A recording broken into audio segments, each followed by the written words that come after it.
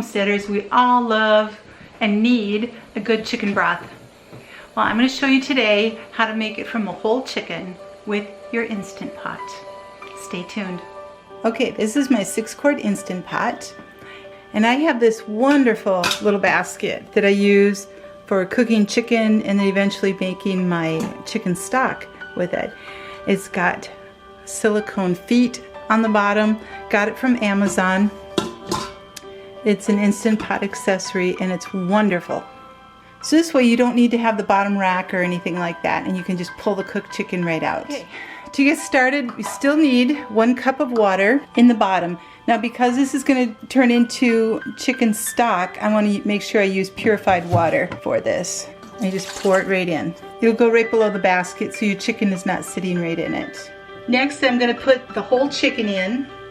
Now this is a 6-pound chicken and it just barely fits in there. You can put it in frozen too. Right now mine is thawed out, but it is a pretty hefty chicken. I do like to put the breast side up. I'm just going to season the chicken. This is a garlic seasoning salt, and the salt is a Himalayan pink salt with garlic flavor in it. So just season up that bird. Little pepper.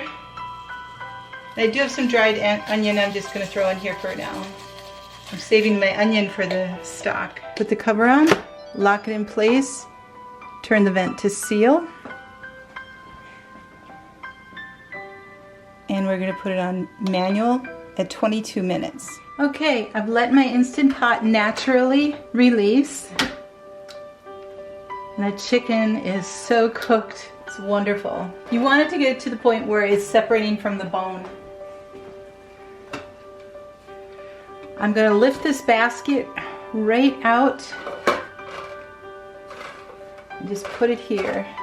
You can see inside the Instant Pot there's a layer of juices, about maybe 1.5 cups in there. Keep that in there and don't dump that out. Next thing I'm going to do is start to separate the chicken out a little bit. So I'm going to take all the meat off the chicken. So you can either cut the chicken up and have it for dinner the way you normally would from a whole chicken. Because I'm by myself, it's much more feasible for me to cut it up or tear it up into pieces and freeze it in certain amounts. I usually freeze it by 2-cup containers because that's what I would normally use. So you can have dinner and then just clean the bones after that and then put them back in the Instant Pot. But I'm doing it all at once here. Along with the chicken in the Instant Pot, I'm going to put in 1.5 to 2 cups of onions, just chopped up fairly big. Some celery tops. Now these I have vacuum packed and frozen from other times that I've cut up celery, and I've saved the tops, the parts that I didn't really want to eat. So those are great for putting in the Instant Pot too, for making broth. And then some of my garden carrots. These are the last of my carrots. And yes, they're 6 months old, and look at how great they are doing yet. So these are going to go back in the refrigerator, but I'm going to put 3 carrots in there and I'm just going to chop them up fairly big.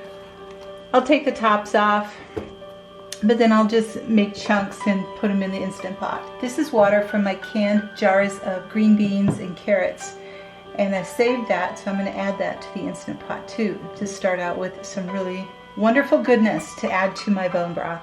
And here are my carrots, the onion, the celery tops, the other vegetable juice.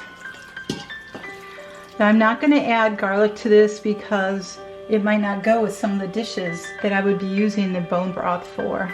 Also, I'm not going to season this because again, the seasoning could be off. I will season it whenever I put it in whatever dish I'm going to make. Also, the chicken that's in there, the carcass and all the bones and the fat and everything already have some seasoning to them. Now I'm going to pour in some purified water to cover everything in here. Okay, here we go. Put the cover on, plug this in, make sure the vent is off. Because the chicken bones have already cooked in here, I'm going to just put this on manual for 90 minutes. There we go. Now while the broth is going, I can bag up all this wonderful chicken and store it away. This I use mostly for soup and salads, and it's wonderful for that. I'll bag it up and be done. Okay, the Instant Pot is done and it's been cooling so that I can manage this a little bit easier. What's so great about using this insert pot is that it has all the food in there and everything can drain out. I'm going to put it inside here for now. Let it continue draining. And I have about 10 cups of chicken broth. Now at this point I could can the chicken stock. I've done that before, put it in quart jars or pint jars for use for soups and whatever else I want. This time I'm just going to freeze them. So I'm going to put them in 1 cup and 2 cup containers. So for the recipes that I use, these are the great amounts for it. Whether I make soup or some other dish that only requires a smaller amount of soup stock. This is cooled off enough where I can just put them right into the containers and label them and put them in the freezer.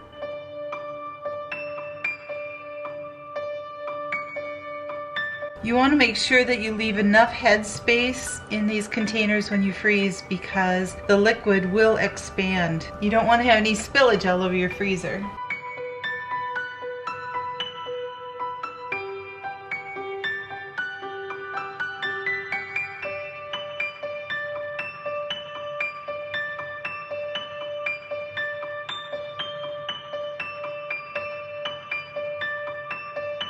All kinds of wonderful chicken bone broth.